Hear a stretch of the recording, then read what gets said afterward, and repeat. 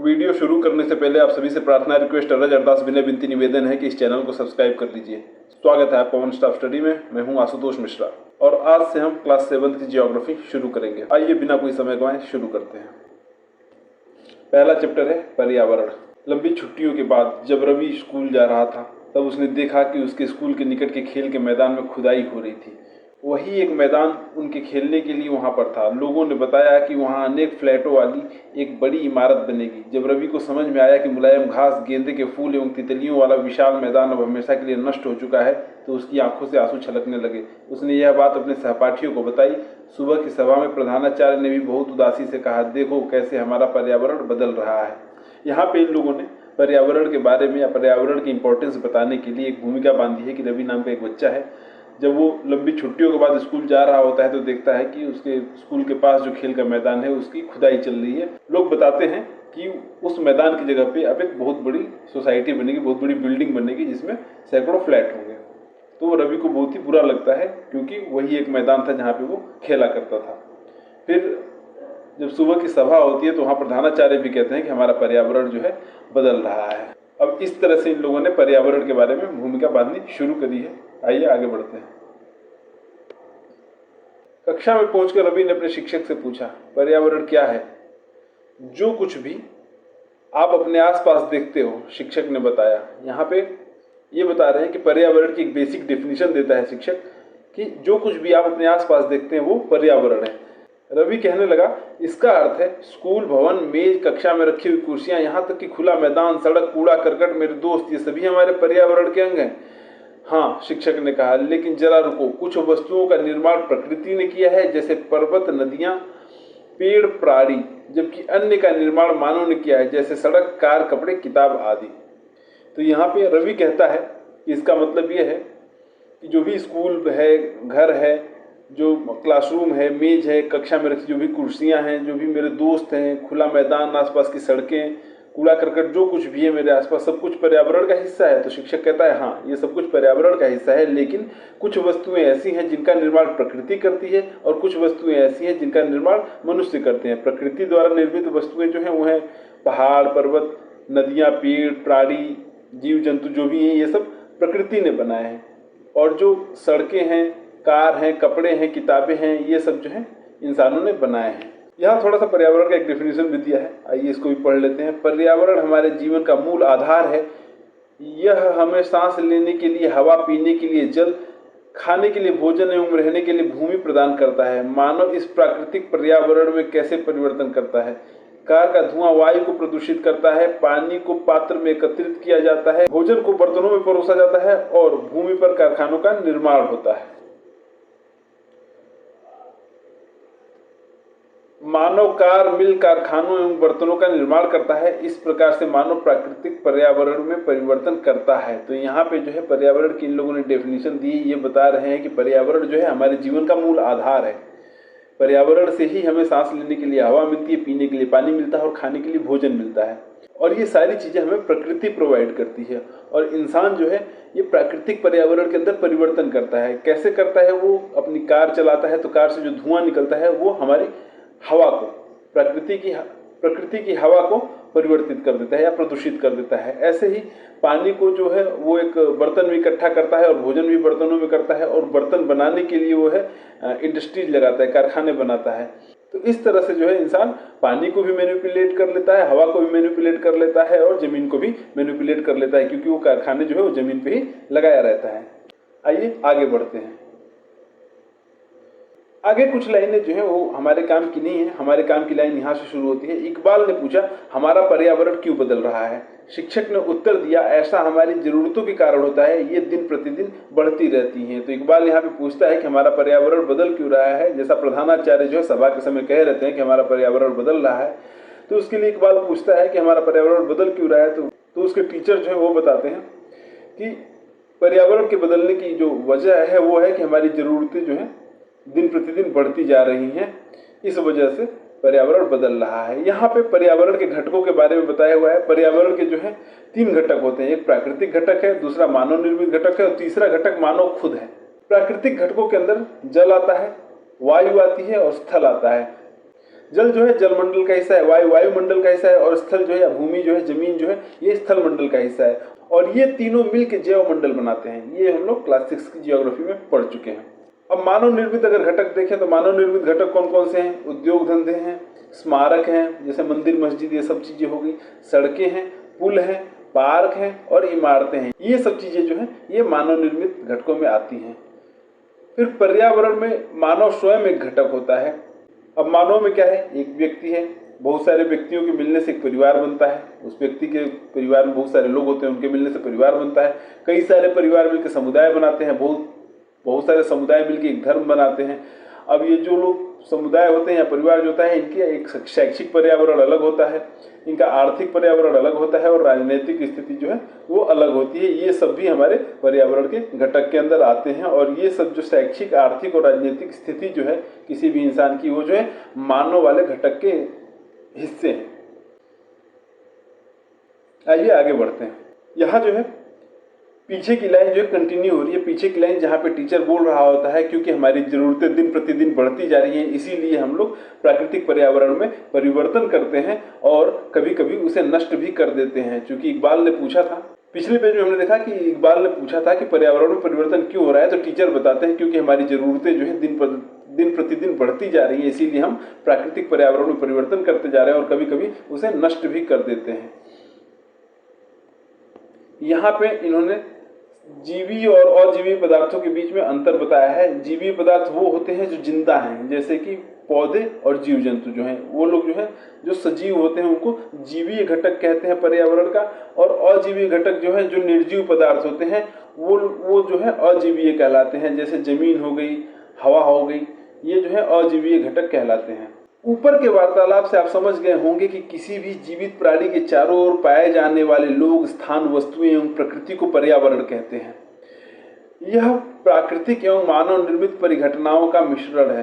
प्राकृतिक पर्यावरण में पृथ्वी पर पाई जाने वाली जीवीय एवं अजीवी दोनों परिस्थितियां सम्मिलित हैं। तो यहाँ जो है ये बता रहा है कि पर्यावरण क्या है। पर्यावरण जो है वो किसी भी जीवित प्राणी के चारों ओर पाए जाने वाले जितने घटक हैं, जितनी चीजें हैं, वो सब मिला के पर्यावरण बनाती हैं। जैसे लोग हो गए, स्थान हो गया यानी जमीन हो गई, वस्तुएं हो गई और पूरा आसपास का जो नेचर है, ये सब मिला के पर्यावरण बनता है। और ये पर्यावरण जो है वो प्राकृतिक और मानव निर्मित वस्तुओं से मिलकर बना होता है। प्राकृतिक वस्तुएं जो है वो दो तरह की हो सकती हैं, या तो जीवी हो सकती हैं या अजीवी हो सकती हैं। और जीवी हमने जैसा देखा कि जो सजीव प्राणी हैं वो जीवीय घटक के अंदर आते हैं और अजीवी के अंदर जो है निर्जीव चीजें आती हैं, जैसे कि हवा हो गई, पानी हो गया और जमीन हो गई, ये अजीवी घटक होते हैं। और जीवी के अंदर कीड़े मकोड़े, जीव जंतु जितने भी सब आते हैं, इंसान और जानवर सब मिला के ये जीवी घटक के अंदर आते हैं। आइए आगे बढ़ते हैं। मानवीय पर्यावरण में मानव की परस्पर क्रियाएं, उनकी गतिविधियां एवं उनके द्वारा बनाई गई रचनाएं सम्मिलित हैं। तो एक मानवीय पर्यावरण भी है, उसके अंदर क्या क्या होता है? मानव की जो परस्पर क्रियाएं हैं, जो मानव जो है प्रकृति के साथ भी करता है और आपस में भी जो क्रियाएं करता है, वो चीजें मानवीय पर्यावरण का हिस्सा होती हैं। उनकी जो गतिविधियां हैं, जो भी काम करता है, सुबह उठने से लेके अपने शरीर के लिए जरूरी सारे काम तथा उसके अलावा अपने दैनिक जरूरतों के लिए जो भी चीज़ें जरूरी हैं, जैसे इंडस्ट्रीज बनाना या खेती करना, ये सारी चीज़ें उसके पर्यावरण का जो है हिस्सा है, मानवीय पर्यावरण का हिस्सा है। उसके अलावा मानवों के द्वारा बनाई गई गाड़ियाँ या फिर उनके द्वारा बनाए गए घर, स्कूल, भवन, स्मारक, ये सब कुछ मानवीय पर्यावरण का हिस्सा होते हैं। यहाँ पे पर्यावरण शब्द के बारे में बताया हुआ है। पर्यावरण यानी एनवायरनमेंट शब्द की उत्पत्ति फ्रेंच शब्द एनवायरोनेर या एनवायरोनेर से हुई है। इसका अर्थ होता है पड़ोस। ये बता रहा है कि एक फ्रेंच शब्द होता है एनवायरोनेर, उससे एनवायरनमेंट शब्द बना हुआ है और इसका मतलब होता है पड़ोस। जो फ्रेंच शब्द एनवायरोनेर है उसका मतलब पड़ोस होता है। आइए आगे बढ़ते हैं। अगला टॉपिक है प्राकृतिक पर्यावरण। भूमि, जल, वायु, पेड़ पौधे एवं जीव जंतु मिलकर प्राकृतिक पर्यावरण बनाते हैं। स्थल मंडल, जल मंडल, वायुमंडल एवं जैव मंडल से आप पहले से ही परिचित होंगे। आइए अब हम इनके संबंध में कुछ और तथ्यों की जानकारी प्राप्त करते हैं। यहाँ पे ये कह रहा है कि प्राकृतिक पर्यावरण जो होता है वो भूमि से, जल से, वायु से, पेड़ पौधे और जीव जंतुओं से मिलकर बना होता है। बेसिकली प्राकृतिक पर्यावरण जो होता है वो प्रकृति द्वारा बनाई गई चीजों के मिलने से बनता है। ये सारी चीजें इकट्ठी होकर प्राकृतिक पर्यावरण बनाती हैं, या फिर प्राकृतिक पर्यावरण का हिस्सा जो है वो प्रकृति द्वारा बनाई गई चीजें होती हैं, जैसे कि भूमि, जल, वायु, पेड़ पौधे और जीव जंतु। भूमि जो होती है उसको स्थल मंडल हम लोग कहते हैं, जल को जलमंडल के अंदर रखा जाता है और वायु को वायुमंडल के अंदर रखा जाता है। जलमंडल, वायुमंडल, स्थल मंडल और जीव जंतु ये सब मिलके जैवमंडल बनाते हैं। इन सब के बारे में हम लोग पीछे पढ़ चुके हैं। ये कह रहा है इनके बारे में और कुछ और जानकारी हम लोग प्राप्त करते हैं। पृथ्वी की ठोस परपटी या कठोर ऊपरी सतह को स्थल मंडल कहते हैं। यह चट्टानों एवं खनिजों से बना होता है एवं मिट्टी की पतली परत से ढका होता है। यह पहाड़, पठार, मैदान, घाटी आदि जैसी विभिन्न स्थलाकृतियों वाला विषम धरातल होता है। ये स्थलाकृतियां महाद्वीपों के अलावा महासागर की सतह पर भी पाई जाती हैं। ये बता रहा है कि स्थल मंडल कैसे बनता है। स्थल मंडल जो है पृथ्वी की ठोस परपटी, जिस जमीन पे हम लोग रह रहे हैं ये सॉलिड है। ये जो है ठोस परपटी जो है ये लेयर जो है ये बनाती है धरती के स्थल मंडल को। तो केवल जो है धरती पे ही नहीं है, समुद्र के अंदर भी जमीन है। अगर समुद्र की पूरी गहराई में चले जाएंगे तो वहां भी एक ठोस परपटी बनती है जो कि हमारे महासागरों की तलहटी बनाती है। तो ये महासागरों की सतह पर भी ये स्थल मंडल पाया जाता है। स्थल मंडल यानी कि जो हमारी भू परपटी है, जो ऊपर का भूमि का जो सबसे ऊपर वाली लेयर है, जमीन की सबसे ऊपर वाली लेयर है, ये जो है ये मिट्टी की पतली परत से ढका होता है और इसके नीचे जो है बहुत सारे खनिज पाए जाते हैं। स्थल मंडल वह क्षेत्र है जो हमें वन, कृषि एवं मानव बस्तियों के लिए भूमि, पशुओं को चरने के लिए घास स्थल प्रदान करता है। यह खनिज संपदा का भी एक स्रोत है। तो स्थल मंडल वह एरिया है या वह हिस्सा है पूरे जैव मंडल का जहाँ पे हमारे लिए जंगल मिलते हैं, कृषि करने के लिए जमीन मिलती है, हमारे बसने के लिए, हमारे घर बनाने के लिए जमीन मिलती है, पशुओं को चरने के लिए जमीन मिलती है, या फिर वहाँ पे जो घास स्थल मिलते हैं वो स्थल मंडल पे ही मिलते हैं। और स्थल मंडल पे ही हमें बहुत सारे खनिज भी मिलते हैं। यहाँ पे दिखाया है, जैव मंडल को परिभाषित करने की कोशिश किया है कि ये स्थल मंडल है। यहाँ पे जो जमीन वाला एरिया है जहाँ पे घर बने हुए हैं, रोड बनी हुई है, खेत बने हुए हैं, ये स्थल मंडल का हिस्सा है। ये जल मंडल है जहाँ पे केवल पानी पानी है, पानी से रिलेटेड चीज़ें वहाँ पे चल रही है, जैसे यहाँ पे नाव चल रही है, यहाँ पे पक्षी तैर रहे हैं।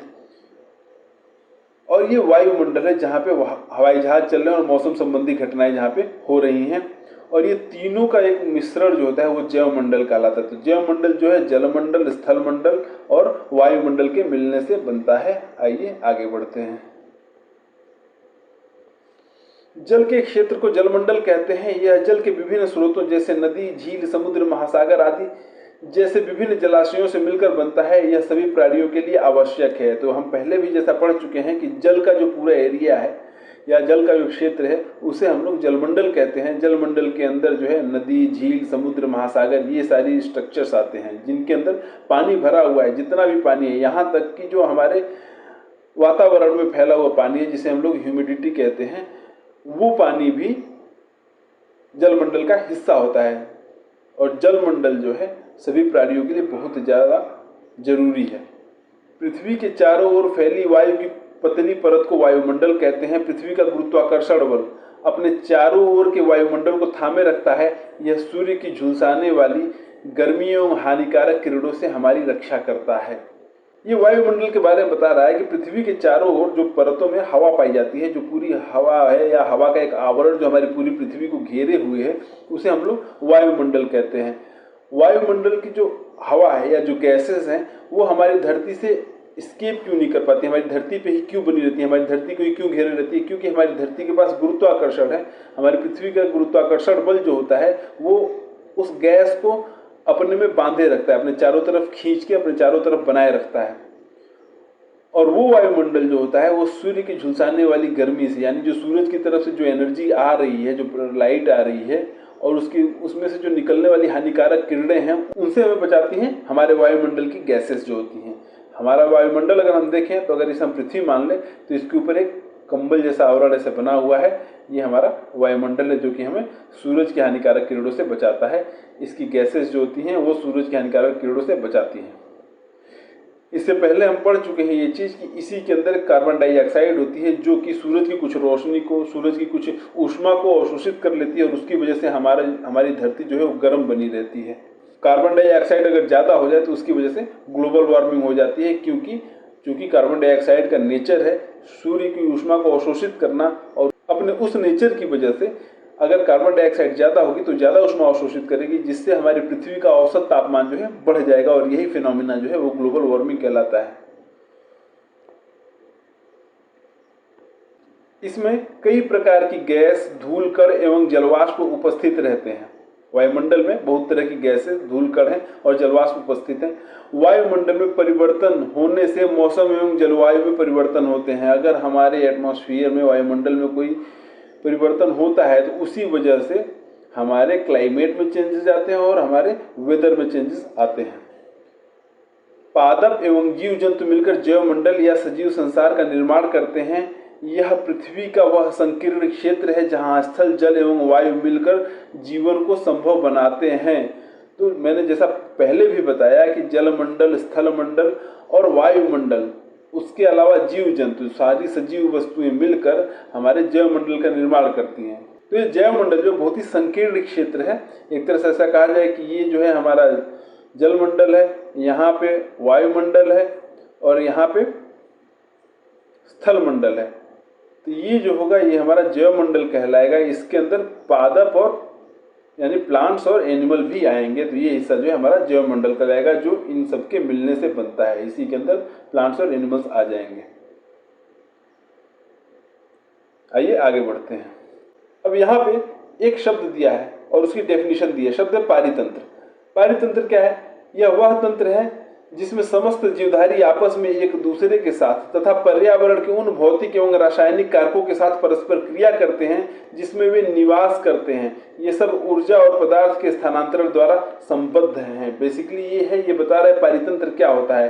पारितंत्र एक ऐसा सिस्टम है जिसमें रहने वाले समस्त जीवधारी, जितने लोग या जितने जीव जंतु रहते हैं, चाहे वो प्लांट्स हो, चाहे एनिमल्स हो, चाहे कीड़े मकोड़े हैं, ये सब एक दूसरे के साथ भौतिक या रासायनिक क्रिया करते हैं, आपस में एक दूसरे से संबद्ध होते हैं। किस तरीके से? ऊर्जा और पदार्थ के ट्रांसफर से एक दूसरे से संबद्ध होते हैं। अगर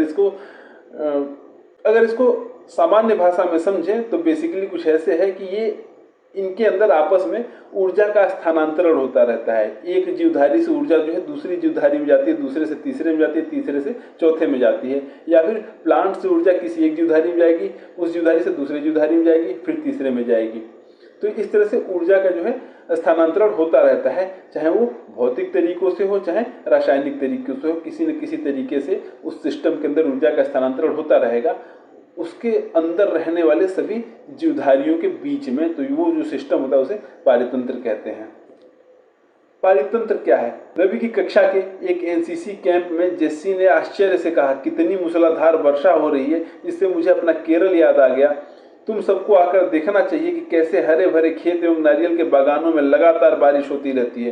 तभी जैसलमेर के रहने वाले हीरा ने आश्चर्य से कहा, हमारे यहाँ वर्षा होती ही नहीं है, हमें तो दूर दूर तक केवल कीकर एवं रेत ही नजर आती है, लेकिन वहाँ ऊँट भी तो मिलते हैं। रवि ने कहा, यहाँ पे क्या है कि कोई बच्चा है, वो बता रहा है, बारिश देख के कहता है कि उसके यहाँ बहुत ज़्यादा बारिश होती है। वो केरल का रहने वाला है, तो कह रहा है उसके यहाँ बहुत ज़्यादा बारिश होती है। तो एक जैसलमेर का रहने वाला बच्चा है, वो कहता है कि नहीं, हमारे यहाँ बारिश ही नहीं होती है, हमें तो बहुत दूर दूर तक केवल रेत ही दिखती है।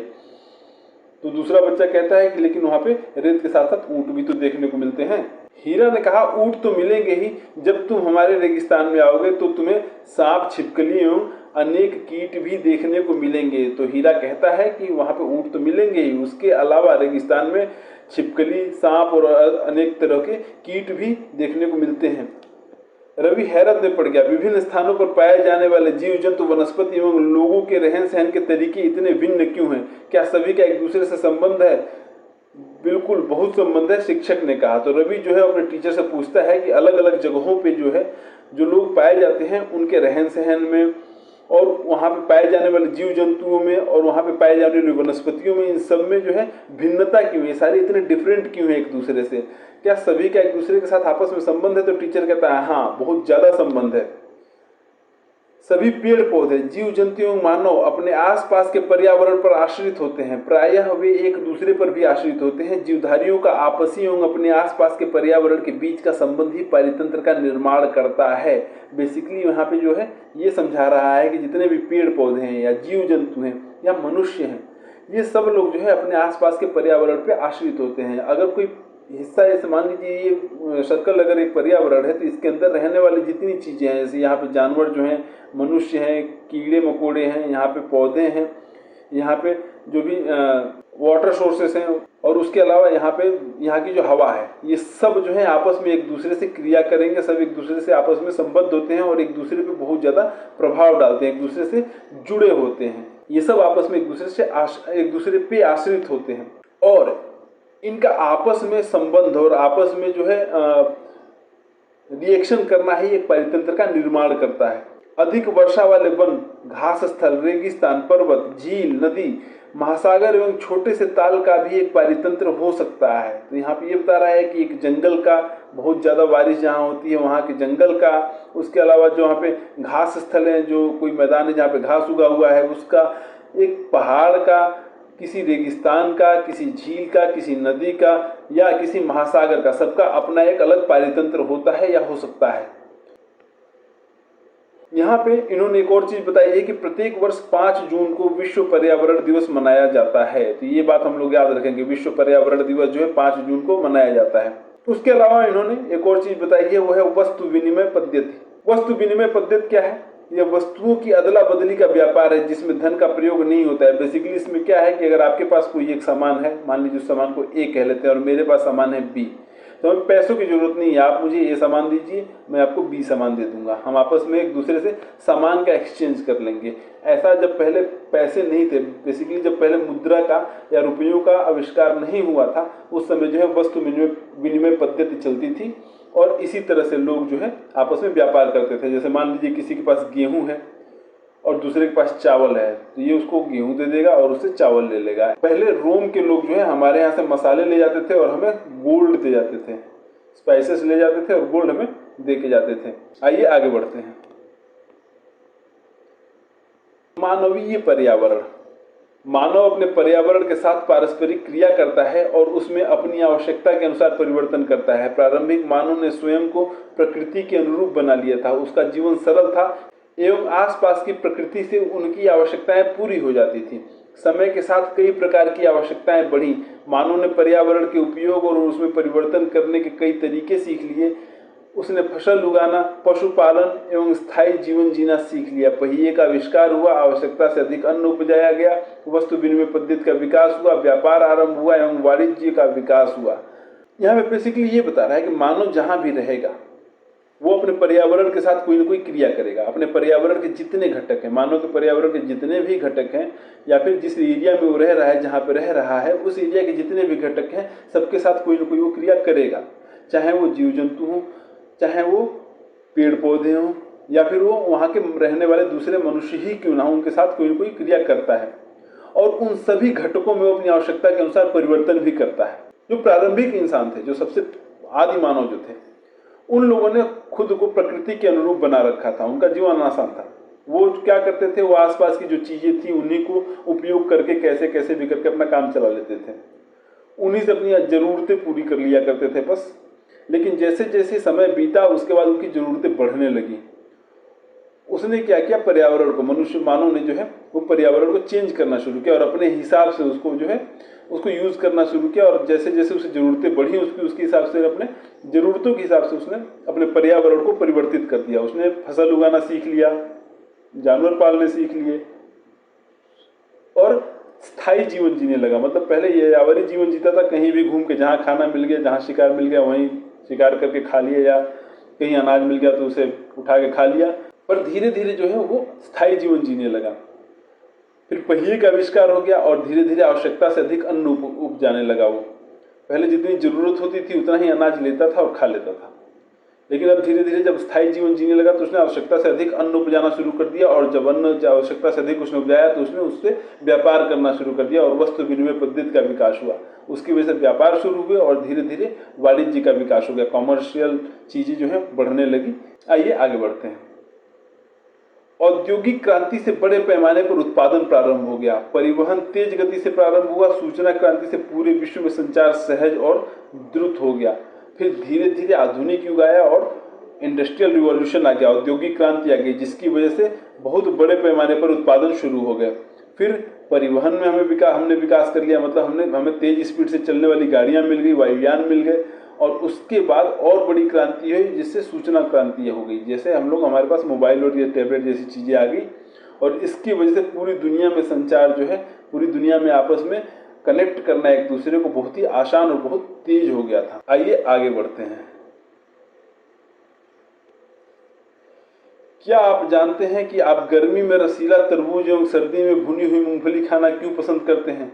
प्राकृतिक एवं मानवीय पर्यावरण के बीच सही संतुलन होना आवश्यक है। मानव को पर्यावरण के साथ समरसता से रहने एवं उनका उपयोग सीखना चाहिए। तो यहाँ पे ये एक सवाल पूछ रहा है कि आपको ये पता है कि हम लोग जो है गर्मी में रसीला तरबूज क्यों खाते हैं और सर्दी में भुनी हुई मूंगफली क्यों खाते हैं? ऐसा हम लोग इसलिए करते हैं क्योंकि गर्मी में जो है हमारे शरीर को पानी की ज़रूरत होती है, तो प्रकृति जो है हमें गर्मी के सीज़न में तरबूज जैसे फल प्रोवाइड करती है, जिसको हम लोग खा के अपने शरीर की पानी की ज़रूरतें, इलेक्ट्रोलाइट्स की ज़रूरतें पूरी कर सकते हैं। तो जिससे हमारे शरीर को जो है सूर्य की किरणें और जो है लू जो है वो हमें नुकसान नहीं पहुंचाती है। और सर्दियों में प्रकृति हमें मूंगफली जैसी चीज़ें प्रोवाइड करती है जिसके अंदर फैटी एसिड्स होते हैं, जिसका नेचर जो होता है वो गर्म होता है। तो हमें सर्दियों में जो मूंगफली जो है हमारे शरीर को गर्म रखती है और हमें ठंड से बचाती है। तो इस तरह से ये समझाने की कोशिश ये कर रहा है कि प्राकृतिक एवं मानवीय पर्यावरण के बीच में सही संतुलन बनाए रखना बहुत जरूरी होता है। अगर हम लोग संतुलन नहीं बना के रखेंगे, हम लोग जो है अपने हिसाब से परिवर्तन करते रहेंगे, तो पर्यावरण को नुकसान पहुंचता है उससे। तो बेसिकली हम लोगों को यानी मनुष्यों को पर्यावरण के साथ जो है अच्छे से समरसता से रहने और उसके साथ बढ़िया से बैलेंस बना के उसका उपयोग करना सीखना चाहिए। यहाँ पे खत्म होता है हमारा चैप्टर। वीडियो आपको कैसी लगी कमेंट बॉक्स में जरूर बताएं। वीडियो अच्छी लगी हो तो वीडियो को लाइक करिए, अपने दोस्तों के साथ शेयर करिए। एनसीईआरटी की सभी किताबों को समग्रता के साथ पढ़ने के लिए इस चैनल को सब्सक्राइब कर लीजिए। मिलते हैं अगली वीडियो में, तब तक व्यस्त रहें, मस्त रहें। जय हिंद।